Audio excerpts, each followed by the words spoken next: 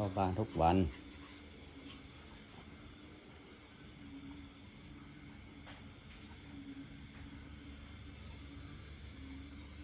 เอาไปปล่อยโอเคเนาะอ๋อช่องไม่กระพริบตาโอเคกลัวไหมเนี่ยเอากลัวอีกเอาแล้วเมื่อกี้จะจับมันตอนนี้ไม่กล้าแล้วไปปล่อยบ๊ายบาย